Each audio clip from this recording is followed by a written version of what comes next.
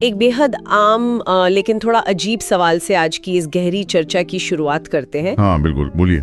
रोज सुबह उठ के हम जो भी करते हैं ना, जैसे बिना ध्यान दिए पहले बाएं जूते का फीता बांधना, सही बात है।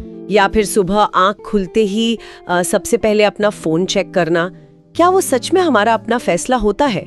ज्यादातर लोगों को तो यही लगता है कि जिंदगी का हर कदम एक सोचा समझा निश्चय है। राइट, लेकिन एक बेहद मशहूर किताब है द पावर ऑफ हैबिट, जिसे चार्ल्स डुहिग ने लिखा है। हाँ, बहुत ही वजह किताब है वो। हाँ, तो उस किताब के मुताबिक हमारे रोजाना के 40% से ज्यादा काम, मतलब 40% एक्शंस, कोई फैसले नहीं है, बल्कि सिर्फ और सिर्फ हमारी आदतें होती हैं। वैसे सुनने में ये नंबर बड़ा अजीब लगता है, पर साइंस यही कहती है। और आज की इस गहरी चर्चा का हमारा मकसद भी यही है कि हम बिहेवियरल साइंस या व्यवहारिक विज्ञान के इन थोड़े मुश्किल कॉन्सेप्ट्स को ना सच्ची कहानियों के जरिए समझें। हाँ, और खासकर हाई स्कूल के उन दोस्तों के लिए जो अभी अपनी जिंदगी और करियर को आकार दे रहे हैं। ये जानना बहुत जरूरी है कि उनका दिमाग उनसे आखिर क्या करवा रहा है। चलिए इसको थोड़ा डिटेल में समझते हैं। ये चर्चा वाकई आज के वक्त की सबसे बड़ी जरूरत है, क्योंकि जब समझ आ जाता है ना कि आदतें दिमाग में आखिर बनती कैसे हैं, तो मतलब चीजें आसान हो जाती हैं। बिल्कुल।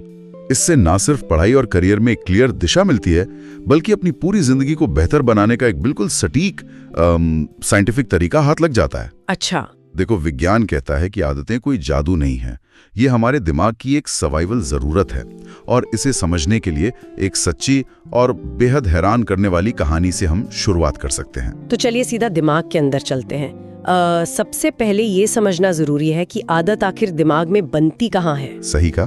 किताब में ना एक बहुत ही फेमस किस्सा है यूजीन पॉली का, जिसे मेडिकल की दुनिया में ईपी के नाम से जाना जाता है। हाँ, ईपी का केस तो न्यूरोसाइंस में बहुत मशहूर है। यानी यूजीन को एक वायरल इन्फेक्शन हो गया था, वायरल एन्सेफेलाइटिस, जिसकी वजह से उसके दिमाग का एक हिस्सा पूरी तरह डैमेज हो गया था, जिसे मीडियल टेम्पोरल लोब कहते हैं। जिसका सीधा असर ये हुआ कि उसकी नई यादें बनने की क्षमता बिल्कुल चली गई थी, है ना? एग्जैक्टली। हालत ये थी कि उसे ये तक याद नहीं रहता था कि उसके खुद के घर का नक्शा कैसा है, रसोई घर किस तरफ है, बाथरूम कहाँ है, कुछ नहीं। ये तो बहुत ही मुश्किल स्थिति रही होगी उसके लिए। पर यही तो सबसे अजीब बात है, इस सब के बावजूद वो रोज सुबह उठकर खुद बाथरूम चला जाता था, और यहाँ तक कि अकेले बाहर सड़क पर घूमकर वापस अपने घर के दरवाजे तक आ जाता था, बिना किसी की मदद के। हाँ, तो मेरा सवाल ये है कि बिना मेमोरी के ये आखिर कैसे संभव था? मतलब अगर उसे रास्ता याद ही नहीं था तो वो वापस कैसे आया? देखिए, यही वो सबसे बड़ा सवाल था जिसने उस वक्त वैज्ञानिकों की नींद उड़ा दी थी। यूजीन नए लोगों को याद नहीं रख सकता था, पर उसका दिमाग एक बिल्कुल अलग और बहुत पुराने हिस्से का इस्तेमाल कर रहा था। उस हिस्से को क्या कहते हैं? इसे बजाल गैंग्लिया कहते हैं। ये दिमाग के बिल्कुल बीचों बीच एक छोटा सा लगभग गोल्फ बॉल के आकार का हिस्सा होता है, और यही हमारी उन आदतों को स्टोर करता है। एक सेकंड रुकिए, अगर मैं इसको आज की टेक्नोलॉजी और हाई स्कूल के बच्चों के हिसाब से समझूं, हाँ बताइए। तो क्या हम ये कह सकते हैं कि वो जो मीडियल टेम्पोरल लोब था जो डैमेज हो गया, वो एक कंप्यूटर या फोन के रैम की तरह था जो सिर्फ करंट चीजों पर फोकस करता है? ओह वाह, ये बहुत बढ़िया कंपैरिजन है। और ये जो बजाल गैंग्लिया है, ये फोन के उस डीप ऑपरेटिंग सिस्टम या बायोस की तरह है जो बैकग्राउंड में अपने आप चलता रहता है। बिल्कुल सटीक एनालॉजी पकड़ी आपने। हम टीवी देखते हुए भी बिना स्क्रीन पर देखे पूरा मैसेज टाइप कर देते हैं। क्या बेसल गैंग्लिया यही ऑटोमेटिक टाइपिंग करवा रहा है? यहाँ जो सबसे हैरान करने वाली बात है वो ये है कि दिमाग सच में इसी तरह एनर्जी बचाता है।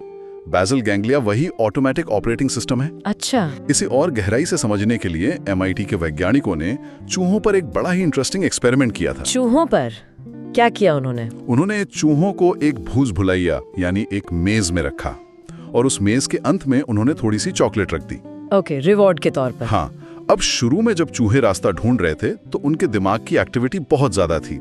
वो हर दीवार को सूंघ रहे थे, खुरच रहे थे, हर कोने में जा रहे थे। उनका रास्ता ढूंढना एक ऑटोमेटिक आदत बन गया था।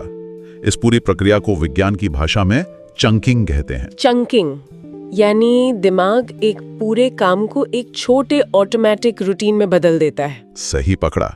और यहीं से निकल कर आता है आदत का वो मशहूर लूप। इसके 3 हिस्से होते हैं। ओके, वो 3 हिस्से क्या हैं? पहला है क्यू, यानी कोई इशारा या संकेत।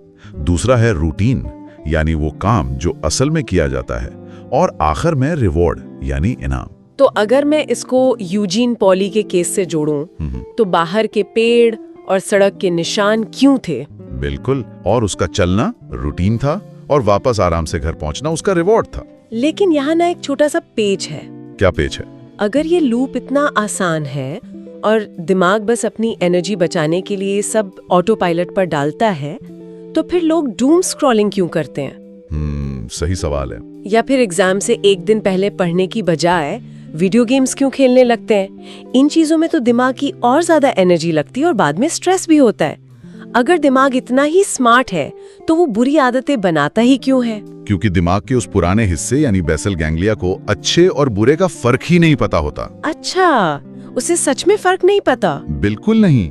दिमाग के लिए सुबह उठकर मैथ्स पढ़ना भी एक आदत हो सकती है, और सुबह उठकर जंक फूड खाना भी। दिमाग को बस उस लूप से मतलब है। ये तो बड़ी डेंजरस चीज है। और यहाँ एक और भारी शब्द आता है जो इस हैबिट लूप को असल में जिंदा रखता है, और वो है क्रेविंग, यानी किसी चीज की ललसा या तलब। मतलब सिर्फ इशारा और इनाम काफी नहीं है आदत बनाने के लिए? नहीं, दिमाग को उस इनाम की तलब होनी चाहिए, तभी आदत बनती है। इसको समझने के लिए क्लॉड हॉपकिंस नाम के एक एडवर्टाइजर की कहानी आपने पढ़ी होगी किताब में। हाँ, जिन्होंने अमेरिका में लोगों को पेप्सोडेंट टूथपेस्ट के जरिए रोज ब्रश करने की आदत डाल दी थी। सही कहा, क्योंकि उस वक्त लोग ब्रश करना जरूरी नहीं मानते थे। तो हॉपकिंस ने क्या किया? उसने क्यू ढूंढा, वो जो दांतों पर जमने वाली एक पतली सी परत या फिल्म होती है ना, जो दिन भर में हर किसी के दांतों पर जमा हो जाती है। उसने लोगों को वो फिल्म फील करवाई और उसके बदले में एक रिवॉर्ड बेचा। हाँ, एक सुंदर और चमकती हुई मुस्कान। यहाँ आकर बात वाकई बहुत इंटरेस्टिंग हो जाती है। क्यों, ऐसा क्या हुआ? क्योंकि किताब में बहुत साफ लिखा है कि सिर्फ फिल्म और मुस्कान बोलने से लोगों में आदत नहीं बनी थी, ये लूप पूरा ही नहीं हुआ था। तो फिर पेप्सोडेंट इतना बड़ा हिट कैसे हुआ? आदत तब तक पूरी तरह नहीं पकी जब तक लोगों को उस टूथपेस्ट के अंदर मौजूद मिंट और सिट्रिक एसिड की वजह से दांतों में होने वाली टिंगलिंग सेंसेशन यानी उस झंझनाहट की तलब नहीं होने लगी। ओह, मतलब वो झंझनाहट ही असली ट्रिगर थी। एग्जैक्टली। लोगों ने उस ठंडी झंझनाहट को ही साफ सफाई का इनाम मान लिया था। जब वो टिंगलिंग नहीं होती थी तो उन्हें लगता था कि मुंह साफ ही नहीं हुआ, यानी वो क्रेविंग ही थी जिसने आदत बनाई। ये बहुत ही जबरदस्त मार्केटिंग थी। मुझे यहाँ फेब्री स्प्रे का किस्सा भी याद आ रहा है।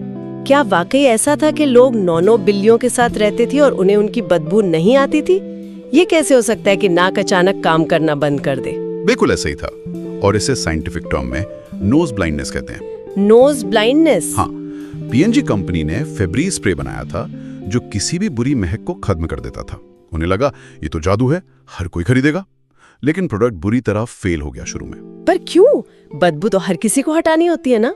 वैज्ञानिकों ने देखा कि जो लोग बहुत बुरी महक वाले घरों में रहते थे, उनका दिमाग उस बदबू का इतना आदी हो चुका था कि उन्हें वो महक आती ही नहीं थी। ओह, यानी वहाँ आदत शुरू करने के लिए कोई क्यू ही नहीं बचा था दिमाग के पास। बिल्कुल सही। जब बदबू महसूस ही नहीं होगी तो स्प्रे क्यों करेंगे? तो फिर जब क्यू ही नहीं था तो उन्होंने इस फेल होते प्रोडक्ट को $1 बिलियन हिट बनाया कैसे? उन्होंने उसको बदबू हटाने की दवाई की तरह बेचना बंद कर दिया। उसके बजाय उन्होंने उसमें एक बहुत ही अच्छी सी खुशबू डाली। अच्छा, परफ्यूम जैसा कुछ? हाँ, और उसको सफाई के अंत में एक मिनी सेलिब्रेशन या जश्न के रूप में बेचना शुरू किया। जब कोई पूरा कमरा साफ कर लेता, बेडशीट ठीक कर लेता, तो आखिर में वो फब्रीज स्प्रे करता। हाँ, समझ आई बात। सफाई का काम पूरा होने का एहसास और वो अच्छी खुशबू दिमाग के लिए रिवॉर्ड बन गया। सही पकड़ा। लोग सफाई के बाद उस खुशबू की क्रेविंग करने लगे और फब्रीज हिट हो गया। पर अब सोचने वाली बात यह है कि अगर क्रेविंग इतनी पावरफुल है दिमाग के लिए, तो हमारे हाई स्कूल के दोस्तों की रोजमर्रा की बोरिंग पढ़ाई या होमवर्क के लिए इसका इस्तेमाल कैसे हो? पढ़ाई में कैसे अप्लाई करें? हाँ, पढ़ाई में तो कोई मिंट की झंझनाहट या फब्रीज की खुशबू तो नहीं मिलती।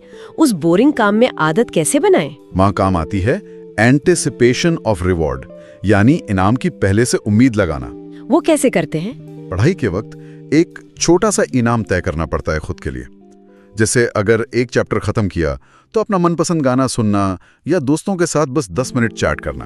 ओके। जब दिमाग चैप्टर पढ़ते वक्त उस गाने की या उस छोटे से ब्रेक की तलब महसूस करने लगता है ना, यानी उसकी क्रेविंग पैदा होती है, तभी दिमाग फोकस करना शुरू करता है। यानी उस ब्रेक की क्रेविंग हमसे पढ़ाई करवाती है। एग्जैक्टली। यही वो क्रेविंग है जो पढ़ाई जैसी मेहनत वाले काम को एक ऑटोमेटिक लूप में बदल सकती है। ये तो बात हुई नई और अच्छी आदत बनाने की, लेकिन अब आते हैं सबसे मुश्किल सवाल पर, बुरी आदतों के बारे में। हाँ, जब किसी को नाखून चबाने की आदत है या स्ट्रेस आते ही ढेर सारा जंक फूड खाने की आदत है, इन बुरी आदतों का क्या करें? क्योंकि इन्हें रोकने पर दिमाग और ज्यादा लालसा पैदा करता है। इनको आखिर जड़ से खत्म कैसे किया जाए? देखिए, सच्चाई ये है कि किताब का सबसे गहरा नियम यहीं पर आता है, जिसे the golden rule of habit change या आदत बदलने का सुनहरा नियम कहते हैं। अच्छा, वो नियम क्या कहता है? ये नियम साफ कहता है कि बुरी आदतें कभी दिमाग से पूरी तरह मिटाई नहीं जा सकती, उन्हें डिलीट नहीं किया जा सकता। डिलीट नहीं कर सकते? तो फिर क्या करें? उन्हें सिर्फ बदला जा सकता है। तरीका ये है कि क्यू वही रखो, रिवॉर्ड वही रखो, बस बीच का जो रूटीन है ना, उसे बदल दो। इसको एक उदाहरण से खोलते हैं थोड़ा। किताब में एक हाई स्कूल या कॉलेज की लड़की मैंडी का बड़ा दिलचस्प किस्सा दिया हुआ है। हाँ, मैंडी की नाखून चबाने वाली प्रॉब्लम। उसे नाखून चबाने की इतनी बुरी आदत थी कि उंगलियों से लिटरली खून आने लगता था, जो कि बहुत कॉमन है स्ट्रेस में। फिर जब उसने हैबिट रिवर्सल ट्रेनिंग शुरू की तो उसने पहचाना कि उसका क्यू उसकी उंगलियों में आने वाली एक हल्की सी टेंशन थी। यानी जब भी वो बोर होती या क्लास में स्ट्रेस में होती, वो टेंशन शुरू हो जाती थी। हाँ, और नाखून चबाने के बाद उसे एक फिजिकल स्टिमुलेशन मिलता था, यानी एक राहत मिलती थी जो उसका रिवॉर्ड था। तो फिर उसने उस रूटीन को बदला कैसे? उसने क्या किया कि नाखून चबाने की जगह जब भी उसे वो टेंशन महसूस हुई, उसने अपने हाथ पॉकेट में डाल लिए या डेस्क पर उंगली टैप टपाने का एक नया रूटीन अपना लिया। ओह, बहुत स्मार्ट मूव था ये, है ना?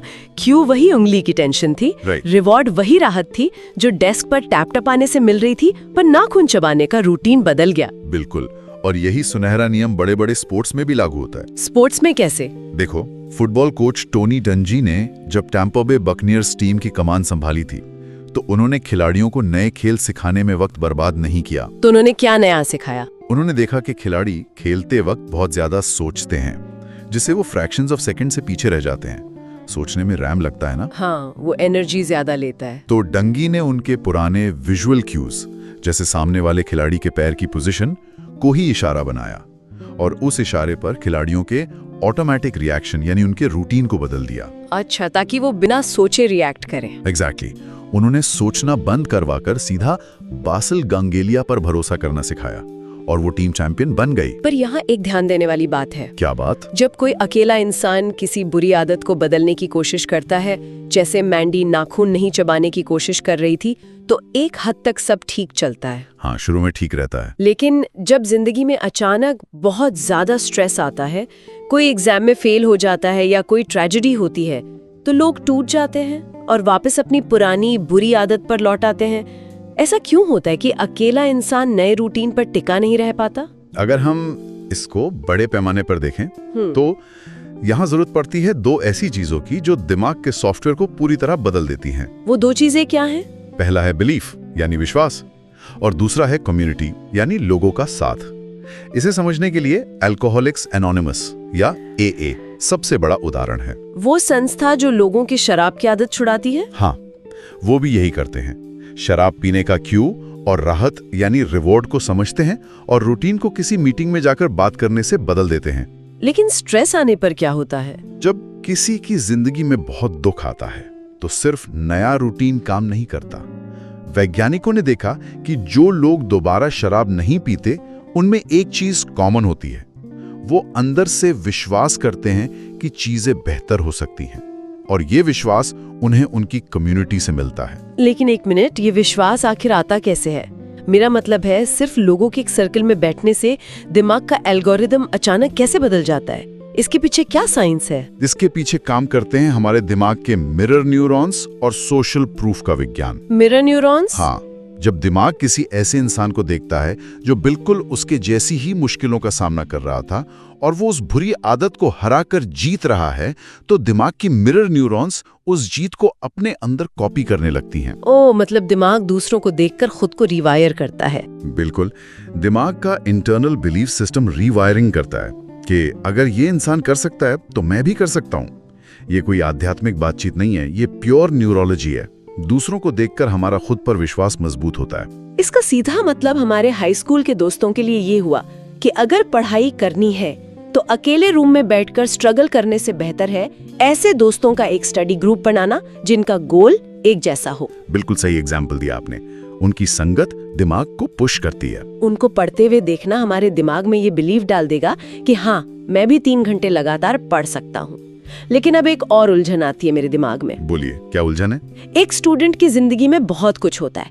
पढ़ाई भी करनी है, स्पोर्ट्स या एक्सरसाइज भी करनी है, पॉकेट मनी भी बचानी है, सुबह जल्दी भी उठना है। क्या किसी को ये सब कुछ एक ही दिन में शुरू कर देना चाहिए? नहीं, ऐसा करना सबसे बड़ी वंकी होती है, क्योंकि जैसा हमने शुरू में बात की थी, दिमाग को एनर्जी बचानी होती है। हाँ, रैम ज्यादा नहीं यूज करनी। एग्जैक्टली।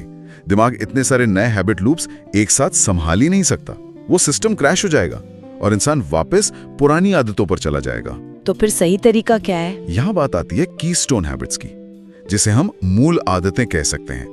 ये वो छोटी छोटी अकलौती आदतें हैं जिन्हें अगर बदला जाए तो वो जिंदगी के बाकी हिस्सों में एक चेन रिएक्शन शुरू कर देती हैं। इसका कोई उदाहरण? किताब में लीजा एलन की कहानी इसका बेहतरीन उदाहरण है। वो कर्ज में पूरी तरह डूबी थी, वजन बहुत ज्यादा था और चेन स्मोकर थी। ओह, काफी सारी प्रॉब्लम्स थी एक साथ। एक दिन कायरो के सफर पर उसने अचानक तय किया कि वो 1 साल बाद वापस आकर डेजर्ट ट्रैक करेगी, पर उसने सब कुछ एक साथ ठीक करने की कोशिश नहीं की। तो उसने शुरुआत कहाँ से की? उसने सिर्फ एक मूल आदत पर फोकस किया और वो था स्मोकिंग छोड़ना। और हैरान की बात देखिए, इस एक आदत ने एक चेन रिएक्शन शुरू किया जिससे उसकी पूरी जिंदगी बदल गई। लेकिन एक मिनट, स्मोकिंग छोड़ने का उसकी पॉकेट मनी या फाइनेंसेस से क्या लेना देना? एक आदत से दूसरी आदत ऑटोमेटिकली कैसे ठीक हुई? इसका सीधा जवाब है स्मॉल विंस, यानी छोटी जीत का विज्ञान। जब लीसा ने स्मोकिंग छोड़ी तो उसके दिमाग को एक छोटी जीत का एहसास हुआ। ओके, एक कॉन्फिडेंस आया होगा उसे। हाँ, और इसी कॉन्फिडेंस से उसने दौड़ना शुरू किया। दौड़ने के लिए उसने ऑटोमेटिकली अपना खाना ठीक किया। शरीर फिट हुआ तो उसने काम में ज्यादा ध्यान लगाना शुरू किया, जिससे उसके पैसे बचने लगे और सारा कर्ज उतर गया। वाह, मतलब एक डोमिनो इफेक्ट जैसा हो गया। बिल्कुल। और बिजनेस की दुनिया में भी ऐसा ही होता है। पॉल ओनील के अल्कोआ कंपनी में यही किया था। उन्होंने क्या किया था? जब वो नए सीईओ बने तो उन्होंने स्टेज पर आकर प्रॉफिट्स या कॉस्ट कटिंग पर एक शब्द नहीं बोला, जैसा हर सीईओ करता है। उन्होंने एक कीस्टोन हैबिट चुनी, वर्कर सेफ्टी, यानी कर्मचारियों की सुरक्षा। लेकिन सेफ्टी से कंपनी के प्रॉफिट का क्या मतलब? लोगों को अजीब नहीं लगा? लोगों को लगा सीईओ पागल हो गया है, लेकिन सेफ्टी बढ़ाने के लिए मैनेजर्स को अपने वर्कर से बात करनी पड़ी। कम्युनिकेशन ठीक हुआ। अच्छा, मशीन्स को ठीक करना पड़ा ताकि चोट ना लगे। ठीक मशीन से प्रोडक्शन फास्ट हो गया और इस फास्ट प्रोडक्शन और अच्छे कम्युनिकेशन ने कंपनी का प्रॉफिट आसमान पर पहुंचा दिया। क्या बात है! अगर इसको हम एक हाई स्कूल स्टूडेंट पर लागू करें तो किसी के लिए कीस्टोन हैबिट शायद स्कूल का प्रोजेक्ट टाइम पर खत्म करना ना हो। हाँ, वो शायद बहुत मुश्किल हो शुरू में। शायद उनकी कीस्टोन हैबिट रोज सुबह उठकर अपना बिस्तर ठीक करना हो। बिस्तर ठीक करने की वो छोटी सी जीत दिमाग को सुबह सुबह एक सिग्नल देती है कि मैं डिसिप्लिन्ड हूँ। सही कहा। और फिर वो स्टूडेंट अपने आप नाश्ता ठीक से करता है और बैग भी टाइम पर पैक करता है। एक कीस्टोन हैबिट चुनने से दिमाग को मोमेंटम मिल जाता है। पर क्या इन सब में कोई ऐसी सबसे ताकतवर कीस्टोन हैबिट है जिसे हर किसी को अपनाना चाहिए? बिल्कुल है। दर्जनों साइंटिफिक स्टडीज बताती हैं कि सबसे ताकतवर कीस्टोन हैबिट है विल पावर, यानी इच्छा शक्ति। लेकिन लोगों को तो लगता है कि विल पावर बस किसी किसी के पास होती है। यही तो सबसे बड़ी गलतफहमी होती है कि विल पावर कोई जेनेटिक गिफ्ट है। लेकिन विज्ञान कहता है कि विल पावर एक मसल की तरह है, एक आदत की तरह है, जिसे ट्रेन किया जा सकता है। ओह, इसका सबसे मशहूर उदाहरण तो बच्चों का वो मार्शमैलो एक्सपेरिमेंट है। हाँ, वही स्टैनफोर्ड यूनिवर्सिटी वाला। रिसर्चर्स ने छोटे बच्चों को एक कमरे में बिठाया और उनके सामने एक मार्शमैलो, जो एक तरह की मिठाई होती है, वो रख दिया और उन्हें कहा गया कि अगर वो 15 मिनट तक इस मार्शमैलो को नहीं खाएंगे तो उन्हें एक और मार्शमैलो मिलेगा। और नतीजा क्या निकला? जो बच्चे अपने आप को रोक पाए वो आगे चलकर पढ़ाई में, करियर में और हेल्थ में बहुत आगे निकले। पर उन बच्चों में कोई जादू नहीं था। एग्जैक्टली। उन्होंने टेक्निक यूज की थी। उन्होंने अपनी ललसा को रोकने के लिए खुद को डिस्ट्रैक्ट करने का रूटीन बनाया था। उन्होंने आंखें बंद कर ली थीं या टेबल के नीचे देखने लगे थे। उन्होंने अपनी विल पावर को ही एक हैबिट बना लिया था। बिल्कुल सही। और स्टारबक्स जैसी बड़ी कंपनियां इसी विज्ञान का इस्तेमाल करती हैं आजकल। स्टारबक्स कैसे यूज करता है इसे? जब स्टारबक्स में कोई नया कर्मचारी काम शुरू करता है तो गुस्से वाले कस्टमर को देखकर घबराना बड़ा आम बात है। स्टारबक्स अपने कर्मचारियों को उन इन्फेक्शन पॉइंट्स, यानी मुश्किल समयों के लिए पहले से ही एक प्लान लिखवा लेता है।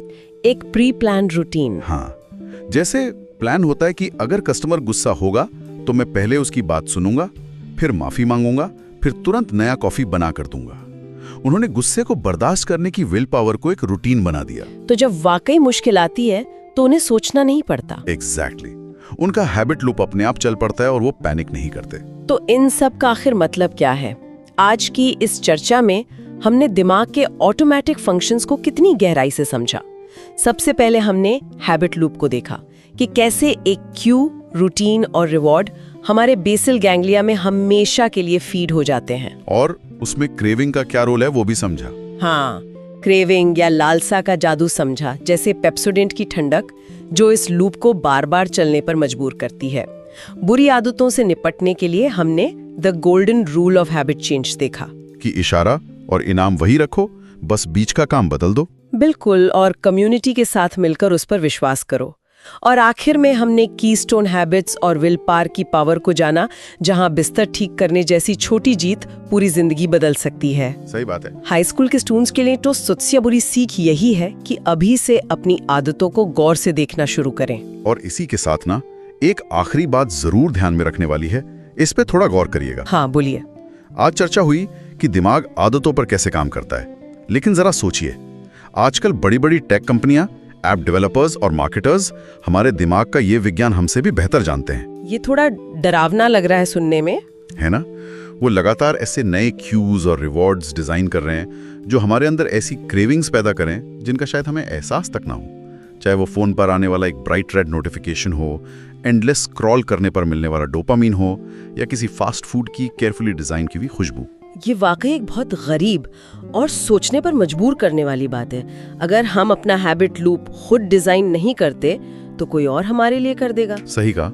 अगर टारगेट करने वाली कंपनियां और एप्स हमारे बेसल गैंग्लिया के इस लूप को हमसे पहले ट्रिगर कर देते हैं, तो आखिर हमारे दिन भर के फैसलों में हमारी खुद की स्वतंत्र इच्छा यानी फ्री विल कितनी बची है? यही सबसे बड़ा सवाल है आज के जमाने का। क्या इंसान वाकई आजाद फैसले ले रहा है, या हम सब बस एक ऑटोमेटिक प्रोग्राम पर चल रहे हैं जिसे कोई और ट्रिगर कर रहा है? खैर, उम्मीद है ये चर्चा सबको इन ऑटोमेटिक लूप्स को पहचानने और अपनी आदतों का असली मास्टर बनने में मदद करेगी। अगली बार तक के लिए नए विचारों को एक्सप्लोर करते रहिए और अपने आसपास के क्यूज पर हमेशा नजर रखें। चाहते हो तो वीडियो को लाइक करें, चैनल को सब्सक्राइब करें और बेल आइकन जरूर प्रेस करें ताकि आने वाली हर नई वीडियो का नोटिफिकेशन आपको सबसे पहले मिले। और अगर आप इस बुक का free visual PPT type PDF download करना चाहते हैं तो हमारे टेलीग्राम चैनल को जरूर ज्वाइन करें, वहां आपको इसका डाउनलोड लिंक मिल जाएगा। टेलीग्राम चैनल का लिंक डिस्क्रिप्शन में दिया गया है। साथ ही अगर आपको 1 पेज सुपर शॉर्ट समरी चाहिए तो हमारे इंस्टाग्राम पेज पर भी जरूर विजिट करें।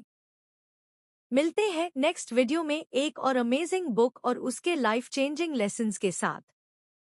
तब तक के लिए कीप लर्निंग, कीप ग्रोइंग।